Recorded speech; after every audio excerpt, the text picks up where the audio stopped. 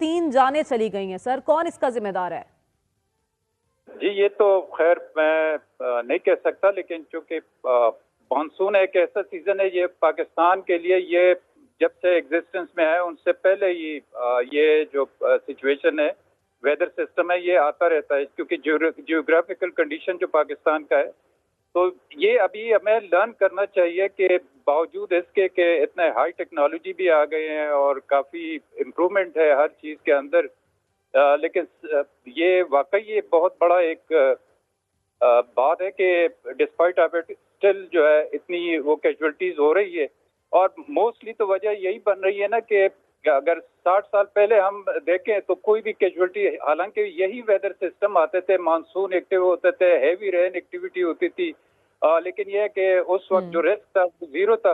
अब चूंकि लोग वहाँ पे शिफ्ट हो रहे हैं, हम रिस्क खुद बढ़ा रहे हैं। जिस जिस तरीके से इंटेंसिटी वेदर की बढ़ रही है, इसी तरीके से हम उनको रिस्क भी, लोग वहाँ पे ज्यादा जो जगह है वह बढ़ रहे हैं, लेकिन उनके हम जो मेजर्स है वो हम नहीं कर रहे हैं। इसी वजह से कैजुअलिटीज जो है और ये जितने नुकसानात है वो होती जाएगी जब तक हम इसको सीरियसली नहीं लेंगे।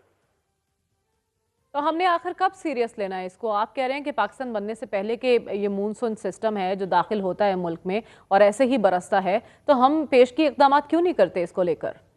नहीं, पेशगी इकदाम तो देखिए ना, दो तरीके हैं। एक जो अर्ली वार्निंग होता है, ये तो अब इतना ज्यादा है कि जो सरकारी डिपार्टमेंट से, इसके अलावा भी प्राइवेट लोग इसकी प्रिडिक्शन कर रही हैं और होती रहती है कि यार अभी एक सिस्टम आ रहा है, ये इतना ज्यादा इसकी पोटेंशियल है और इससे इतने नुकसानात होते हैं, अर्बन फ्लडिंग होगी।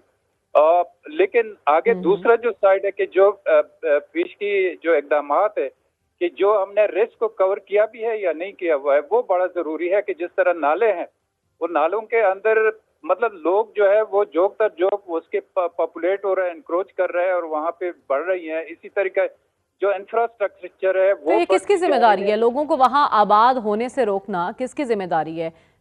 नहीं, ये तो मैं नहीं कह सकता, लेकिन यह है कि आप खुद जानते हैं कि किसकी जिम्मेवारी है, उसको होना चाहिए और उसको हैंडल करना चाहिए।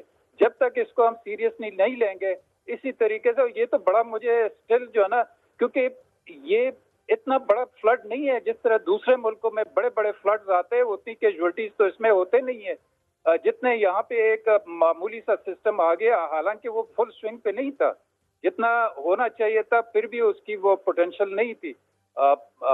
इस्लामाबाद में, लाहौर, रावलपिंडी में, लाहौर में 24 घंटे में 200 मिलीमीटर रेन जो है ना, ये एक यूजुअल मानसून में है, ये कोई अब यूजुअल नहीं है। लेकिन सर हम हर फोरम पर क्लाइमेट चेंज की बात कर रहे हैं और बता रहे हैं कि पाकिस्तान शदीद मुतासिर हो रहा है मौसमियाती तब्दीलियों की बिना पर। इसकी एक वजारत भी काम कर रही है, लेकिन वो क्या काम कर रही है कि साल में एक बार मानसून आना है और उसके बाद भी आवाम ने ऐसे ही मरना है, पानी घरों में दाखिल होना है, गाड़ियां बह जानी है। मनाजिर आप देख सकते हैं हमारी टेलीविजन स्क्रीन पर, दिल दहला देने वाले ये मनाजिर हैं और आवाम का तो कोई पुरसाने हाल ही नहीं दिखाई दे रहा ना। आप तो कह रहे हैं आबाद करना एक बहुत बड़ा रिस्क है, चलें इस पर तो काम होना बाकी है ना, लेकिन नालों की सफाई तो ये एक पहले काम करना चाहिए, ऐसा मौसम शुरू होने से पहले ही, वो भी नहीं की गई। तो फिर आप क्या कहेंगे इस पर? देखिए, मैं यही कह रहा हूँ कि इसमें प्रिडिक्शन की भी जरूरत ही नहीं है, अर्ली वार्निंग की भी जरूरत नहीं है कि जो नुकसान हो रहे, क्योंकि मानसून जिस तरह मैंने पहले भी बताया कि ये अभी का तो नहीं है, ये तो जब से पाकिस्तान मतलब जिस तरह सब कॉन्टिनेंट की जो जियोग्राफिकल कंडीशन है वो उस वक्त से शुरू है। और उसमें ये जो 2 महीने, खासकर जुलाई है, अगस्त है और मिड ऑफ सितंबर है, इसमें इसी तरह टोरेंशियल रेंज जो है वो होती रहती है। किसी साल अगर नहीं हुई तो ये रेन तो वैसे ही हमारे लिए होनी चाहिए, क्योंकि रेन नहीं होगी तो जो वाटर टेबल है और जितनी पानी का जो शदीद किल्लत है वो किस तरह मीट करेंगे। बारिश तो होनी चाहिए। और इसी तरह, लेकिन जिस तरह अगर हम, जैसे मैंने पहले भी बताया कि जिस तरह पुराने जमाने में लोग नहीं थे वहां पे, इतनी रिस्क नहीं होती थी तो कोई कैजुअलिटीज नहीं होते थे। लेकिन अब जो जो जिस तरीके से हम खामखा क्लाइमेट चेंज को, वो ठीक है उसके इम्पैक्ट्स है, लेकिन उनके साथ साथ हम रिस्क को भी बढ़ा रहे हैं। वो रिस्क के लिए हम कोई काम जो है वो नजर हमें नहीं आ रहे। और जब सीजन शुरू हो जाता है और इसी तरह जो टेलीविजनों पे और प्रेस के अंदर जो ना ये खबरें शुरू हो जाती है, फिर हमें वो 2-3 महीने तक इसको कर रहे हैं और बाकी फिर कह देते हैं कि यार ये नेक्स्ट ईयर इंशाल्लाह लेकिन नहीं सर होगा। आबादी तो बढ़नी है और वक्त के साथ साथ बढ़ रही है, तो हमें मेजर्स भी उसके अकॉर्डिंग लेने चाहिए ना, कि हम पुराने जमानों की डेफिनेटली, बातें करेंगे, तब लोग नहीं थे तो तब डेफिनेटली, लोग मरते नहीं थे, अब लोग हैं तो क्या डेफिनेटली उन्हें मरने के लिए छोड़ देना है? जी। गवर्नमेंट क्या कर रही है? सर हमारे साथ ही मौजूद रहेगा, मुझे और भी बहुत कुछ जानना है आपसे। इस वक्त हमारे नुमाइंदा ओवैस अब्बासी हमारे साथ मौजूद हैं। करंट सिचुएशन इस वक्त है कि आइए जान लेते हैं। ओवैस, क्या पंजाब में सब अच्छा चल रहा है? बारिशों का पानी फौरन उसकी निकासी हो रही है? क्योंकि वजीर आजम साहब तो बहुत तारीफ कर रहे हैं पंजाब गवर्नमेंट की।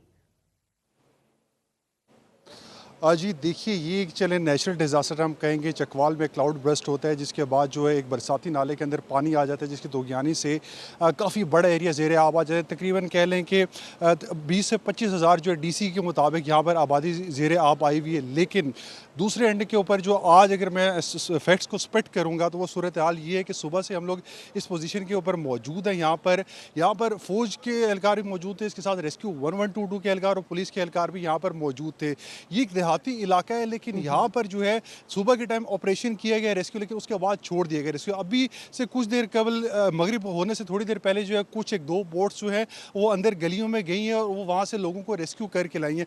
आज दिन को यहाँ से दूर दराज के इलाकों